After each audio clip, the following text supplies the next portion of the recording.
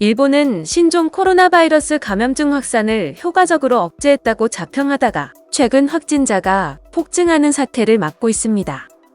아베 신조 일본 총리는 6월 18일 기자회견에서 우리들은 이번 감염증을 극복한 후에 새로운 일본의 모습, 새로운 그야말로 포스트 코로나 미래에 관해 확실히 그리지 않으면 안 된다고 말했습니다. 기자회견을 한 당일 일본의 하루 신규 확진자는 70명이었고 아베 총리는 일본이 사회, 경제활동과 방역을 병행하는 새로운 생활 방식을 모색해야 한다는 점을 강조했습니다. 그는 행사 자제, 휴교 등의 조치를 통해 일본이 코로나19 대유행을 억누를 수 있었다고 자평하기도 했습니다.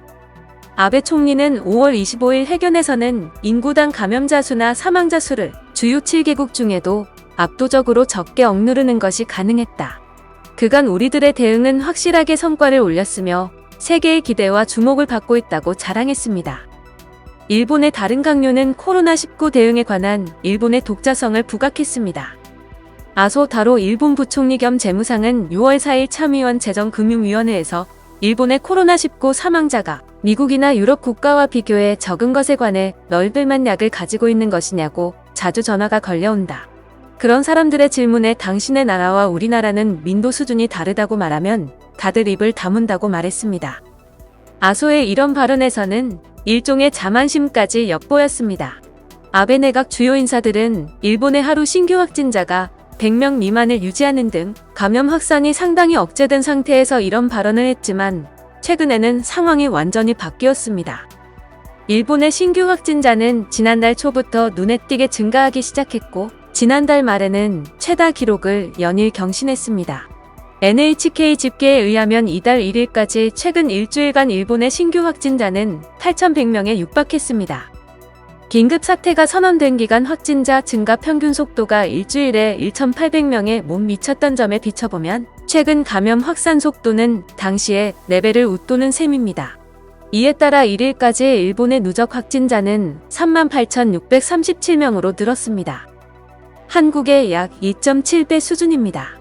포스트 코로나 시대를 거론하던 아베 총리는 사태가 심각해진 가운데 한 달 반 가까이 공식 기자회견을 하지 않았습니다. 야당의 출석 요구에도 국회에도 나오지 않으며 사실상 은둔에 가까운 행보를 하고 있습니다. 이런 와중에 일본 정부는 관광 산업을 살리겠다면 국내 여행을 장려하는 고투 트래블을 강행했습니다. 중앙정부가 긴급사태를 선언하지 않자 보다 못한 일본 지방자치단체들은 자체적으로 긴급사태를 선언하고 음식점 등의 영업시간 단축을 요청하고 있습니다.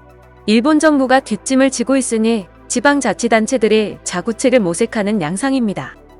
수도 도쿄도에서는 2일 신규 확진자 292명이 보고됐습니다.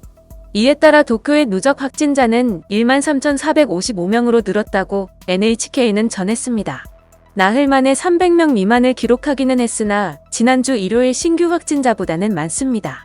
요일별 편차를 고려하면 감소세로 접어들었다고 평가하기는 어려워 보입니다.